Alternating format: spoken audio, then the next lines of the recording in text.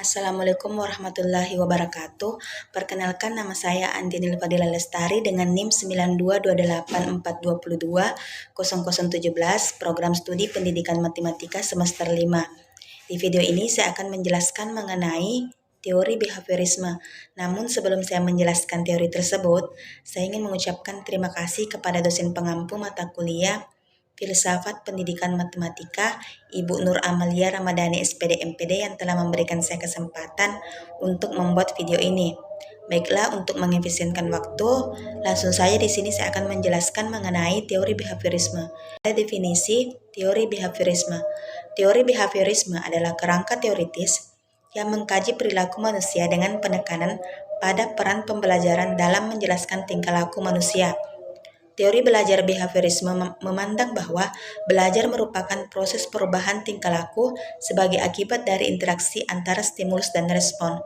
Menurut Madiantoro 2022, belajar merupakan bentuk dari suatu perubahan yang dialami peserta didik dalam kemampuannya untuk bertingkah laku dengan cara yang baru sebagai hasil interaksi antara stimulus dan respon.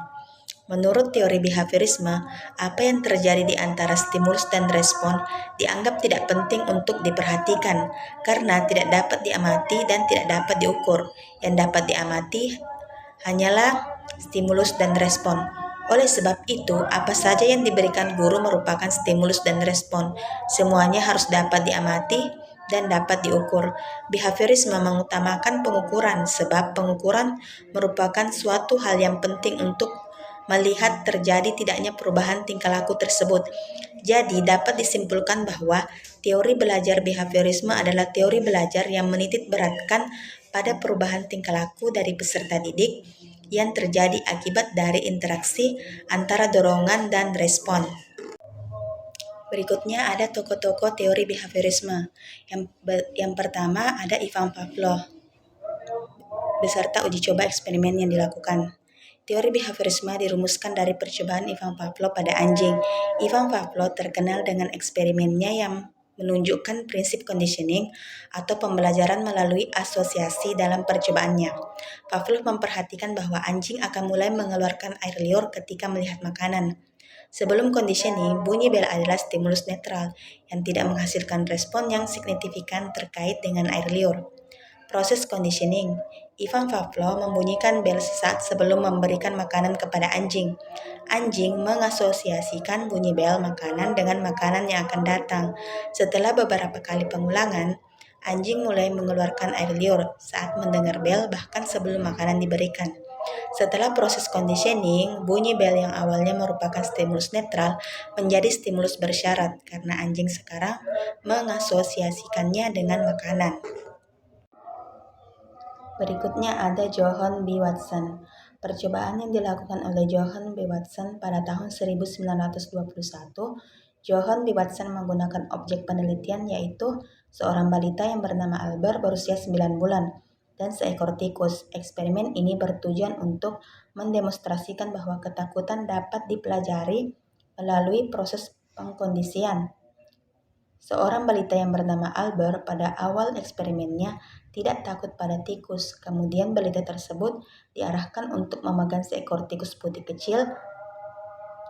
Dalam eksperimennya, Johann B. Watson memulai proses pembiasaannya dengan cara memukul sebatang besi dengan sebuah palu setiap kali Albert mendekati dan ingin memegang tikus putih tersebut. Proses tersebut dilakukan berulang kali oleh Watson. Akhirnya, ketika tikus tersebut muncul walaupun tidak ada suara keras, Albert menjadi takut terhadap tikus. Tidak hanya takut terhadap tikus, bahkan terhadap semua benda putih yang berbulu dan hewan seperti kelinci.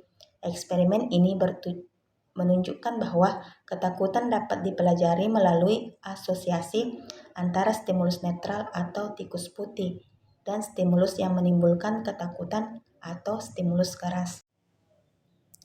Berikutnya ada Burghuis Friedrich Skinner.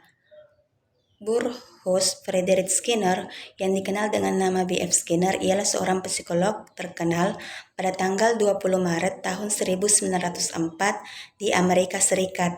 Ia dianggap sebagai salah satu tokoh terkemuka dalam bidang psikolog pada abad ke-20, terutama dalam belajar teori behaviorisme.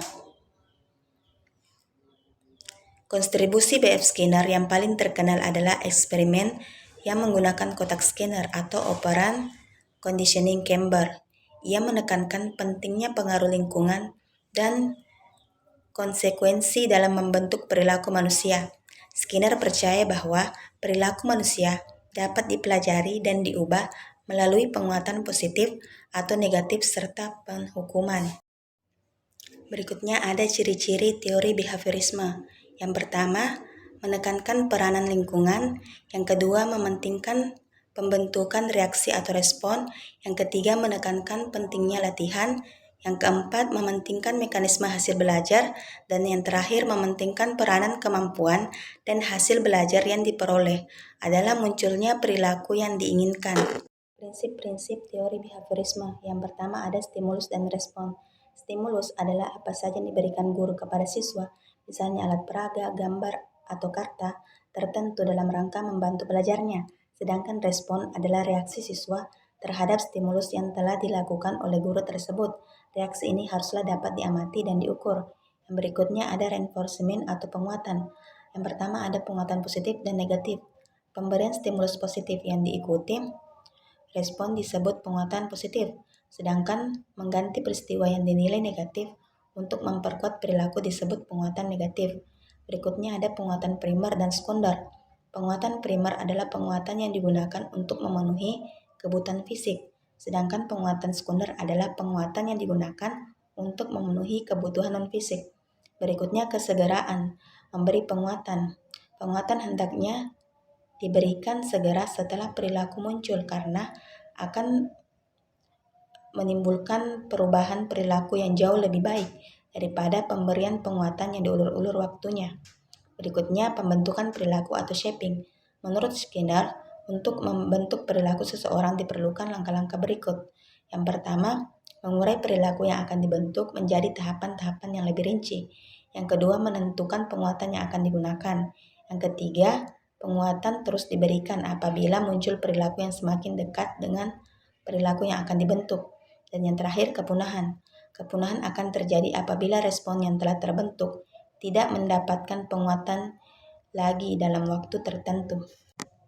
Berikutnya ada penerapan teori behaviorisme dalam pembelajaran, yaitu seperti seorang guru memberikan penjelasan kepada siswa, lalu memberi beberapa pertanyaan untuk mengukur kemampuan seorang siswa, dan apabila siswa tersebut mampu mengerjakan soal-soal yang diberikan dengan baik, maka siswa tersebut dianggap telah belajar dari teori behaviorisme, telah berhasil diterapkan dalam kegiatan pembelajaran.